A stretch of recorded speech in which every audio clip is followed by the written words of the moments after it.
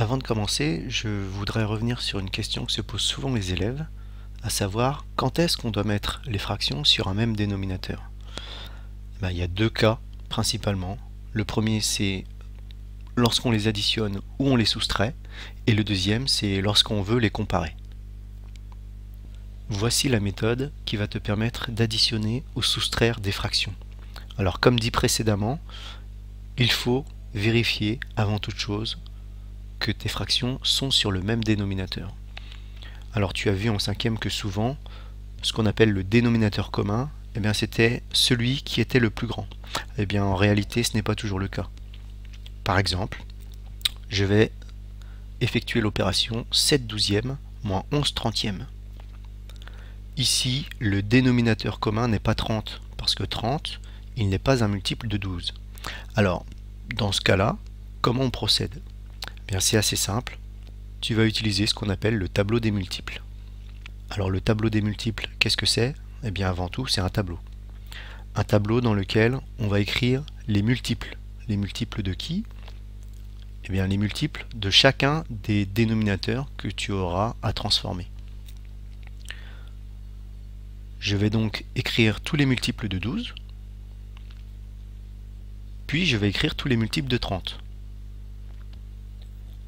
Alors quand est-ce qu'on sait qu'on n'a pas besoin d'aller plus loin? Tout simplement, à partir du moment où l'on voit qu'il y a un multiple commun, ici 60, on s'arrête. C'est pas la peine de continuer à remplir le tableau.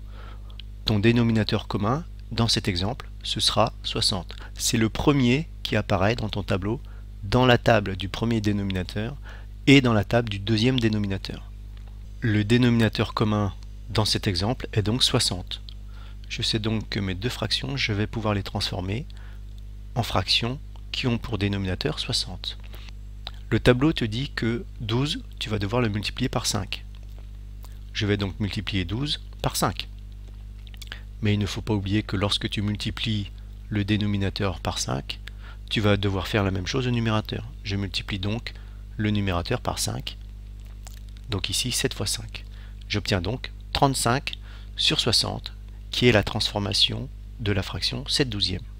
Ensuite, tu sais grâce au tableau que pour transformer ta deuxième fraction, il va falloir que tu multiplies le dénominateur par 2, 30 fois 2. Et en appliquant la même règle, tu vas devoir aussi multiplier le numérateur par 2. Tu obtiens donc 11 fois 2 égale 22.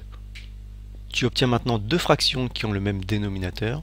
Tu vas pouvoir appliquer la règle qui est très simple. Une fois que les fractions ont le même dénominateur, il suffit de soustraire les deux numérateurs entre eux.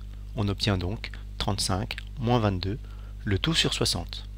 Et après calcul, on obtient 13 sur 60.